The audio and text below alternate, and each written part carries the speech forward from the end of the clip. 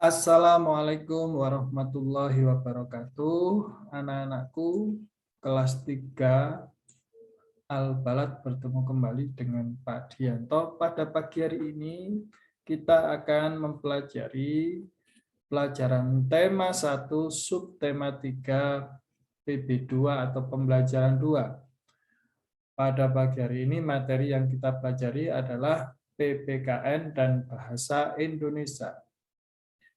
Anak-anak, untuk materi PPKN itu kita akan membahas tentang makna lambang sila kedua Pancasila dan perilaku sesuai dengan sila kedua Pancasila dalam keluarga. Anak-anak, perhatikan lambang berikut. Lambang ini adalah lambang sila kedua Pancasila, ya. Apa lambang sila kedua Pancasila? Adalah tali rantai. Ya, lanjut. Anak-anak, tali rantai itu mempunyai makna, ya. Makna. Jadi makna lambang sila kedua Pancasila yaitu sebagai berikut. Tali rantai tersebut terdiri atas mata rantai berbentuk persegi dan lingkaran. Ya. Mata rantai ini berbentuk persegi dan lingkaran. Ya. Persegi, ada lingkaran.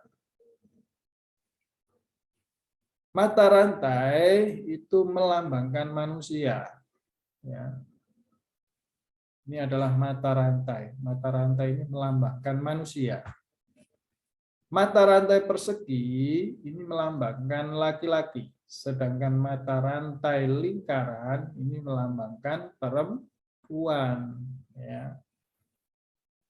Saya kira kalian paham ya, karena dulu sudah Pak Dianto jelaskan. Ini Pak Dianto mengulang kembali. Anak-anak, mata rantai ini saling berkaitan, ya. Mata rantai ini saling berkaitan. Artinya apa? Mata rantai tersebut saling berkait, itu melambangkan bahwasanya manusia yang saling membutuhkan. Ya. Mata rantai itu saling berkaitan, ya. Yang persegi dikaitkan dengan yang lingkaran, ya. Begitu seterusnya hingga membentuk mata rantai. Ini artinya saling berkaitan bahwa manusia itu, ya, saling membutuhkan. Manusia perlu bersatu agar menjadi kuat seperti rantai. Lambang tali rantai menunjukkan bahwa hubungan antar manusia perlu dijaga. Hubungan tersebut perlu dijaga agar tercipta persatuan dan kesatuan. Ya. Jadi anak-anak, lambang tali rantai itu menunjukkan bahwa hubungan antar manusia perlu dijaga. Tujuannya apa? Tujuannya biar tercipta persatuan dan kesatuan. Kalau dalam suatu negara persatuan dan kesatuannya kuat, ya, pasti negara tersebut tidak akan mudah dijajah oleh negara lain. Ya, jadi dulu Indonesia pernah dijajah oleh Belanda dan Jepang, ya, karena pada waktu itu, ya, bangsa Indonesia belum mengenal yang namanya persatuan dan kesatuan. Akhirnya bangsa Indonesia karena sudah mengenal persatuan dan kesatuan, akhirnya Jepang dan Belanda akhirnya bisa dikalahkan. Anak-anak, perhatikan, apa saja perilaku yang sesuai dengan sila kedua Pancasila. Ya. Perilaku yang sesuai dengan sila kedua Pancasila dalam keluarga itu sebagai berikut. Yang pertama, berbicara sopan dengan orang tua, ya. Tidak boleh membentak, ya.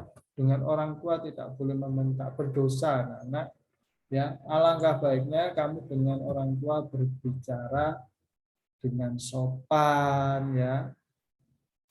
Terus contoh perilaku yang kedua yang sesuai dengan sila kedua Pancasila adalah menghormati anggota keluarga. Ya, kamu dengan orang tuamu, dengan kakakmu, dengan adikmu itu harus menghormati. Ya, tidak boleh menang sendiri ya. Terus perilaku yang sesuai dengan sila kedua Pancasila yang ketiga adalah saling membantu antar anggota keluarga. Anak-anak, saling membantu antar anggota keluarga itu sangat bermanfaat sekali ya. Manfaatnya apa ya? Kalau kita misalkan membersihkan rumah, kalau dalam satu keluarga itu saling bantu membantu, itu pekerjaan akan cepat selesai dan pekerjaan akan menjadi ringan. Jadi sangat dianjurkan ya dalam keluarga itu saling bantu membantu. Contoh perilaku yang sesuai dengan sila yang kedua Pancasila yang keempat adalah meminta izin sebelum meminjam barang anggota keluarga. Jadi anak-anak, alangkah lebih baiknya, lebih mulianya ya, kalau kalian di rumah apabila ingin meminjam sesuatu, baik itu HP, baik itu apapun sudah yang ada di rumah, yang dimiliki oleh anggota keluarga, alangkah lebih baiknya kamu harus meminta izin dulu ya. Pak, Bu, saya pinjam HP-nya. Ini mau ada pembelajaran ya. Jangan langsung ambil apalagi tanpa sepengetahuan orang tua ya. Nanti bingung orang tanya, HP-ku di mana? HP-ku di mana? Padahal HP-nya dipinjam anaknya. Jadi itu anak-anak contoh perilaku yang sesuai dengan sila kedua Pancasila dan kita mempelajari makna ya lambang sila kedua Pancasila. Ya, untuk lambang atau makna lambang sila kedua Pancasila itu ya adalah tali rantai itu adalah melambangkan manusia. Terus tali rantai yang berbentuk persegi itu melambangkan laki-laki. Ya. Terus mata rantai yang lingkaran itu melambangkan perempuan. Terus mata rantainya itu adalah melambangkan manusia. Nah, dan mata rantai yang berkaitan itu adalah bahwa setiap manusia itu adalah saling membutuhkan. Anak-anak itu untuk pelajaran PPKN pada pagi hari ini, semoga kalian paham ya. Kalau belum paham, silakan diputar kembali video ini. Baik, kita lanjut ke pelajaran bahasa Indonesia. Materi yang dipelajari yaitu tentang ciri-ciri pertumbuhan dan perkembangan mamalia. Dalam hal ini, hewan mamalianya adalah kelinci. Anak-anak, perhatikan daur hidup kelinci yang Pak Dianto tampilkan dalam gambar. Kelinci itu berkembang biak dengan cara melahirkan anak-anak. Ya. Setelah dilahirkan, anak kelinci setelah dilahirkan, anak kelinci tumbuh dan berkembang menjadi kelinci muda. Ya. Kemudian kelinci muda ini tumbuh dan berkembang lagi, ini menjadi kelinci dewasa. Ini anak-anak adalah gambar daur hidup kelinci. Ya, dimulai dari anak kelinci, Terus berkembang, kelinci muda berkembang sampai dengan kelinci dewasa. Perhatikan uraian berikut anak-anak. Judulnya kelinci. Kelinci termasuk mamalia. Tubuh ditutupi bulu. Pada umumnya bulu kelinci berwarna putih. Kelinci bernafas menggunakan paru-paru. Kelinci hidup di darat. Makanan kesukaan kelinci adalah wortel, rumput, dan sayur-sayuran seperti kangkung. Makan dan minum akan bermanfaat untuk pertumbuhan dan perkembangan kelinci. Kelinci bergerak dengan cara meloncat menggunakan kaki.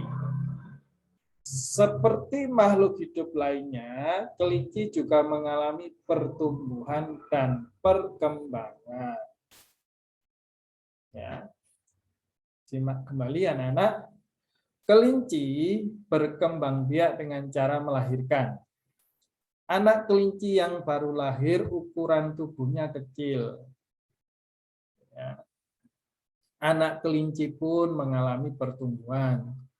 Tubuh anak kelinci bertambah besar. Bulu anak kelinci pun bertambah lebat. Nih, arti dari pertumbuhan ya pada kelinci. Yang semula kecil ya, ini bertambah besar ya, dan bulunya semakin lebat. Selain mengalami pertumbuhan, anak kelinci juga mengalami perkembangan. Jadi setelah lahir anak kelinci belum dapat berjalan ya. Belum dapat berjalan. Lama kelamaan anak kelinci pun dapat meloncat. Mohon maaf anak-anak, saya ulangi. Bukan berjalan ya, belum dapat meloncat. Meloncat. Jadi setelah lahir anak kelinci belum dapat meloncat ya. Lama kelamaan anak kelinci pun dapat meloncat. Kemudian anak kelinci tumbuh dan berkembang menjadi kelinci muda hingga kelinci dewasa dan bisa meloncat dengan lincah. Ya. Jadi pada perkembangan anak kelinci itu ya ditandai dengan setelah lahir anak kelinci belum bisa meloncat ya. Lama kelamaan anak kelinci pun dapat meloncat ya dengan lincah ya. Loncatannya semakin jauh ya, yang semula loncatannya pendek, loncatannya jauh. Itu adalah yang terjadi, perkembangan yang terjadi pada kelinci ya. Jadi pertumbuhan dan perkembangan itu berbeda anak ya. Kalau pertumbuhan pada kelinci itu ditandai dengan bertambah besarnya kelinci ya, dan bulu anak kelinci pun bertambah lebat. Itu untuk pertumbuhan. Sedangkan untuk perkembangan kelinci itu ditandai dengan yang semula setelah lahir belum bisa meloncat ya, lama kelamaan dia bisa meloncat ya. Kalau sudah besar menjadi kelinci dewasa, dia loncatannya semakin jauh dan lincah. Ya, itu perkembangan yang terjadi pada kelinci. Saya kira itu anak-anak untuk pelajaran hari ini ya tentang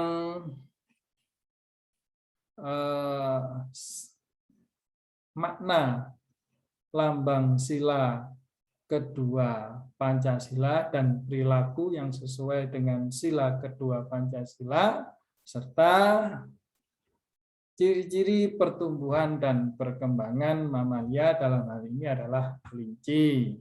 Anak-anak, hewan mamalia tidak hanya kelinci saja ya, masih banyak lagi seperti kuda, kerbau ya, dan lain sebagainya. Itu adalah contoh hewan-hewan mamalia. Saya kira itu pertemuan hari ini, semoga kalian paham Dari Pak Dianto cukup sekian. Assalamualaikum warahmatullahi wabarakatuh.